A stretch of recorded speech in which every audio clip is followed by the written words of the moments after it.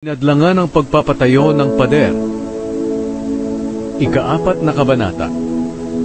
Nang mabalitaan ni Sanballat na itinatayo naming muli ang pader, nagalit siya ng husto at hinamak kaming mga Hudyo.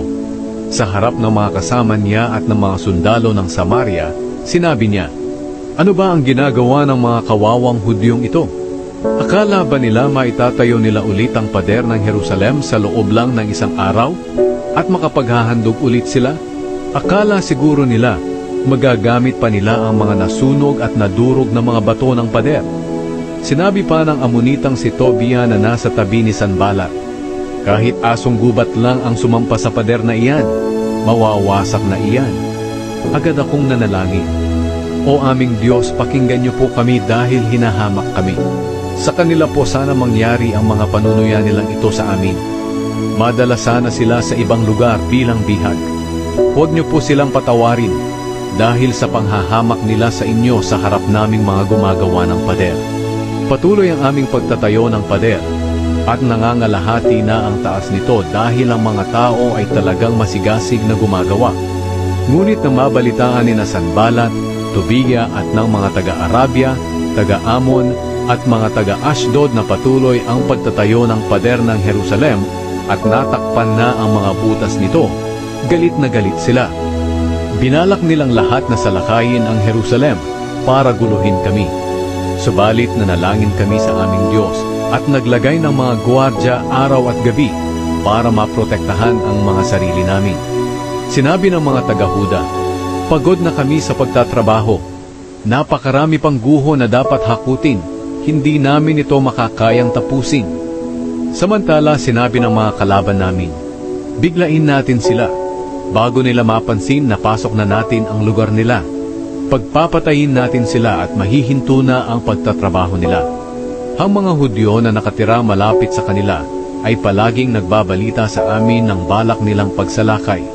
Kaya naglagay ako ng mga tao para magbantay sa pinakamababang bahagi ng pader na madaling pasukin. Pinagbantay ko sila roon na magkakagrupo sa bawat pamilya at may mga armas silang mga espada, sibat at palaso. Habang pinag-iisipan ko ang kalagayan namin, ipinatawag ko ang mga pinuno, mga opisyal at ang mga mamamayan at sinabi ko sa kanila, "Huwag kayong matakot sa mga kalaban. Alalahanin natin ang makapangyarihan at kamanghamanghang Panginoon. Makipaglaban tayo para mailigtas natin ang ating mga kamag-anak, mga anak, mga asawa, pati ang ating mga bahay."